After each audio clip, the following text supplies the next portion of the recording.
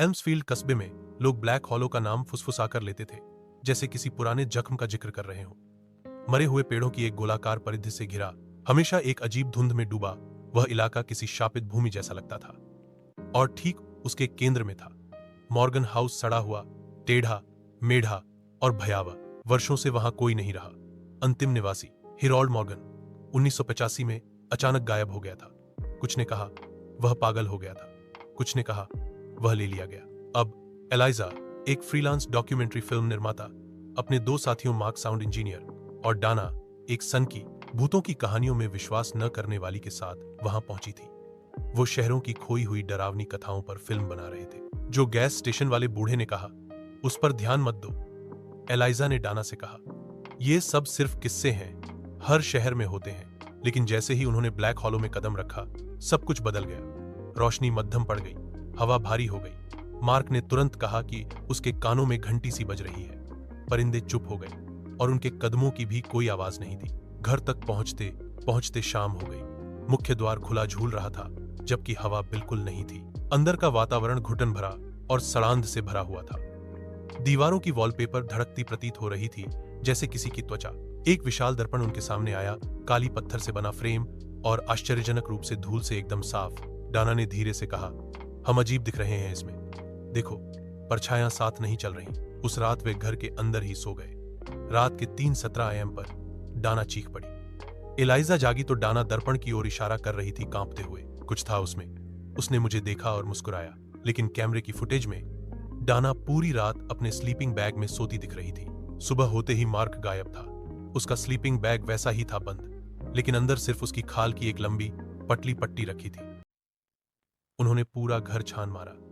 कोई खून नहीं, कोई शोर नहीं, बस वह दर्पण पहले से भी ज्यादा चमकता हुआ। एलाइजा ने रात की फुटेज फिर से देखी। ठीक 3:16 AM कैमरा झपका। एक फ्रेम में दर्पण से कोई चीज रेंगती हुई बाहर निकलती दिखी, बिना त्वचा के, लंबे हाथों वाली, मुंह सिले हुए। दोपहर तक घर बदलने लगा। कमरे अजीब तरीके से आपस में जुड़ने लगे। एक दरवाजा बार बार उसी कमरे में लौटता। खिड़कियों से अजीब नजारे दिखने लगे। एक बार डाना ने बाहर देखा तो लाल आसमान के नीचे काले फूलों का खेत दिखा। हमें जाना होगा, डाना ने कहा कांपती आवाज में। ये जाग चुका है क्या? एलाइजा ने पूछा। घर। जब वे बाहर निकलने लगी, मुख्य दरवाजा गायब हो चुका था। वहां अब सिर्फ दीवार थी। दर्पण की परछाई में अचानक हेरोल्ड मॉर्गन प्रकट हुआ। उसने होठों पर उंगली रखी। शिश शिश। एलाइजा ने कैमरा गिरा दिया। फिर उन्होंने एक आवाज सुनी, मार्क की आवाज। दोस्तों, नीचे हूं, मेरी मदद करो। डाना बेसमेंट की ओर दौड़ पड़ी। एलाइजा ने पीछा किया। सीढ़ियां न खत्म होने वाली लग रही थी। नीचे उतरते उतरते एक भारी अंधेरा और ठंडक घर कर गई। बेसमेंट के अंदर था एक विशाल कक्ष। दीवारों में हड्डियां जमी हुई थी। वहां मार्क लटका हुआ था। हवा में उसका शरीर एक जादुई निशान में बदल चुका था। वह बुदबुदा रहा था, उल्टी भाषा में, हॉलो याद रखता है, हॉलो याद रखता है। पीछे से कोई आ रहा था, एक धुएं जैसा आकार जिसकी आंखों की जगह दांत थे। एलाइजा चीख पड़ी। वे भागे। एक भूल भुलैया जैसी सुरंग में जलती हुई टिमटिमाती लालटें, दीवारों में धंसी खोपड़ियां और पीछे पीछे चलता फुसफुसाता अंधकार। डाना फिसल गई। जमीन में उसका पैर धंस गया। नीचे से सफेद हाथ आंखों के बिना उसे खींचने लगे। एलाइजा, भागो। डाना जमीन में समा गई। एलाइजा भागती रही। वह फिर से हॉलवे में आ गई, लेकिन अब सब नया दिख रहा था। चमचमाते फर्श, दीवारें साफ और गैस लैंप जलते हुए। दर्पण वहीं था, अब उसकी परछाई मुस्कुरा रही थी। उसके पीछे सैकड़ों चेहरों की परछाइयां थीं। सब चिल्ला रहे थे, लेकिन आवाज नहीं आ रही थी।